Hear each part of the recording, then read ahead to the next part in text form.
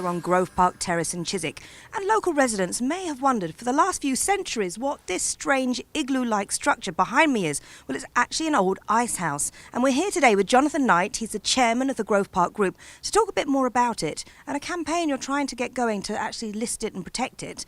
But Jonathan, first of all, what is the Grove Park Group?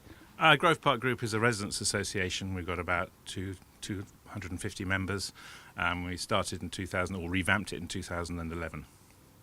How can people in Grove Park go about joining the group? Well, we have a website, which is www.groveparkgroup.co.uk. You can join on there. That's probably the best place, really. We would like people to join, and we're actually looking for more young people to get involved in their local area, because there's a lot going on, and politically you ought to be a little bit interested in what's affecting your area and how the council handle various issues around where we live. And what kind of issues, apart from the ice house, which we'll come to, do you tackle around here? Well, really, what we set up to do is to maintain the character and context of the area.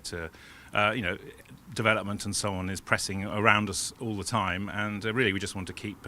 We don't want to stop change. That's definitely not what we're about. But we want to monitor it and make sure it fits in with. It's a conservation area, most of it. Talking of conservation, so you'll often see school children clambering all over this. Tell us about its history. Well, this is an ice house, and they were starting to be built by the gentry in about 1750 onwards. Previously, they'd been built only on royal residences, but there was a kind of explosion of them. It's one of about 2,500 around the country. And they're basically a fridge before electricity or before refrigerators had any power source. I understand what we can see here is not all of the ice house. Can you tell us more about it? Yes, if you excuse the pun, this is just the tip of the ice house, because actually what they were was a conical chamber underground, built underground to insulate it. And in the winter, what would happen is that the servants and workers on the estate would be sent to get ice from local ponds or the river and fill up this chamber. Then they put sacking on top of it, and then food on top of that, and that kept it cold for up to 18 months. 18 months? 18 months, effectively. Wow. Full of ice, yes. Fantastic. So under this very structure, Jonathan, there should be a pit like this with a hole at the bottom to drain out any liquid that's melted ice. They had a sort of short tunnel at the front with a couple of doors which acted like an airlock. And then on the top of that, they covered it with what's called puddling clay, which is the stuff they used to line canals to keep the water in. So it kept it watertight, and then put turf over the top of that as a further insulation. And Jonathan, which house or local kind of stately home did this ice house service? This belonged to. It's in the land of Sutton Court Manor.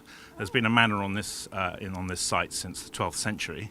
But there was a big manor house there, which in fact one of the daughters of Cromwell lived in. So we're standing just here on this corner. Yep. This is Falkenberger Road, which used to be called Sutton Lane, going around the corner. That's the manor house there. So we're here, so you can see we're about 150 yards from the manor. Wow. So that's where the manor house was originally built. Jonathan, I understand at the moment this ice house has no protection. So if a developer wanted to, they could actually demolish it. How can we protect it? Well, I mean, as you know, there are nationally important buildings which are protected by grade listing by the English Heritage, but there are also locally interesting architecturally, socially, or historically interesting buildings or significant buildings, and they're maintained on a list called the local list by local authorities. And at the moment, Hounslow have put out a call for new nominations to be added to that. So that's what we thought as the Grove Park Group we would add, this being one of the oldest buildings in the Grove Park area left. I know when we spoke on the phone, Jonathan, you were talking about maybe getting some local interest to actually excavate under the ice house.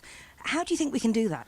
I don't know. I mean, as you were saying, the time team don't exist anymore, but maybe there's a local archaeologist or archaeology group, I don't know of one, who might be interested in digging down. I don't know what that chamber is filled with, but they might find some old pottery or something which would date it more accurately than we can. Maybe some old wine flagons, you never know. Well, I mean, they used to freeze ice cream. They used to make ice cream in it by burying pots in the ice. And sorbet, didn't they used to make sorbet? They made sorbet. I think was it Louis the something of France used to love his sorbet, I believe. Ooh. Yes, I mean that's where it was. They were basically copying the royalty, who used ice houses a lot for parties and to show off, and then the gentry caught onto it in the latter part of the 18th century. Jonathan, what else has the Grove Park Group done around here?